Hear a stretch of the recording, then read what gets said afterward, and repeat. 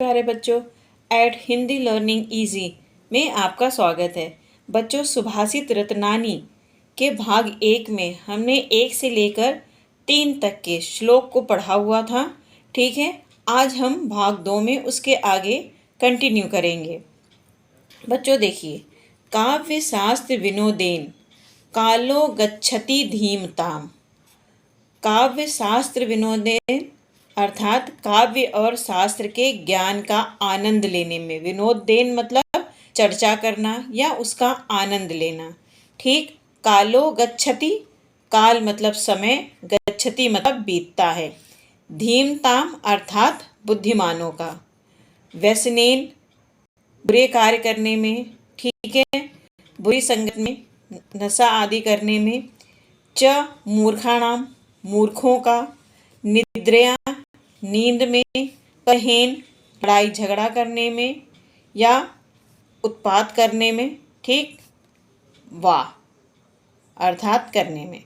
पूरे श्लोक का अर्थ होगा, काव्य शास्त्र विनोदेन कालो गच्छति धीमताम। बुद्धिमानों का समय। ठीक, यहाँ से हम इस लाइन को पढ़ेंगे। धीमताम अर्थात बुद्धिमानों, कालो का समय, गच्छति बीतता है। किसमें? काव्य शास्त्र विनोदेन, काव्य और शास्त्र की चर्चा करने में। इसके विपरीत जो मूर्ख हैं, मूर्खाणाम मूर्ख व्यक्ति का समय किसमें व्यतीत होता है? नशा इत्यादि करने में, नींद लेने में और दूसरों के साथ झगड़ा आदि करने में बीतता है। एक बार फिर से समझिए, बुद्धिमान व्यक्ति का समय काव्य शास्त्र की चर्चा करने में बीतता है। ठीक, इसके विपरीत जो मूर्ख व्यक्ति होते हैं उनका समय व्यसन करने में, बुरी आदत करने में, नशा आदि करने में, ठीक, सोने में और दूसरों के साथ झगड़ा करने में बीतता है। ठीक, नेक्स्ट है आपका न चौर हार्यम। चौर मतलब चोर, हार्यम मतलब हरण कर सकता है या चुरा सकता है। न च राजहार्यम, न राज मतलब राजा, हार्य मतलब हरण कर सकता है या छीन सकता है। न भ्रातृ, भ्रातृ अर्थात भाई द्वारा, भाज्य मतलब विभाजित किया जा सकता है। न च भारकारी, भार स्वरूप। ठीक, व्यय कृते वर्धते, वर्धते अर्थात बढ़ता है। कैसे? व्यय करने में, खर्च करने में। विद्या धनम सर्वधन प्रधानम, विद्या धन क्या है? सभी धन में प्रधान है। पूरे श्लोक का अर्थ होगा सुभाषित रत्नानी का, न चौरहार्यम न च राजहार्यम न भ्रातृभाज्यम न च भारकारी। अर्थात जो विद्या है उसे न चोर चुरा सकता है और न राजा के द्वारा वह छीना जा सकता है। न भ्रातृभाज्यम, न भाइयों में इसे बांटा जा सकता है और न ही यह भार स्वरूप होती है। वय कृते वर्धते एवं नित्यम, नित्यम मतलब रोज, रोज खर्च करने में यह बढ़ती है। इस कारण विद्या धन सभी धनों में प्रधान है।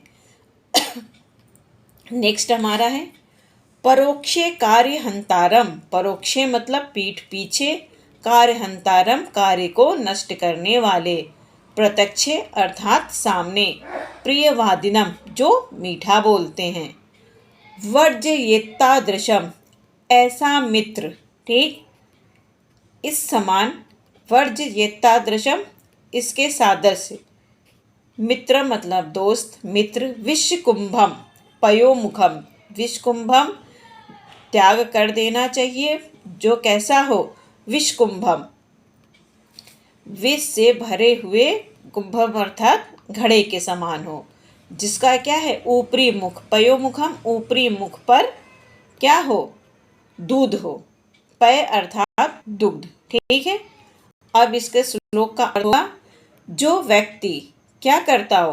परोक्षे कार्य हंतारम, पीठ पीछे हमारे कार्य को नष्ट करता हो, हमारे कार्य का विरोध करता हो। ठीक, प्रत्यक्षे प्रियवादिनम और हमारे सामने प्रत्यक्ष रूप में क्या? मीठा बोलता हो।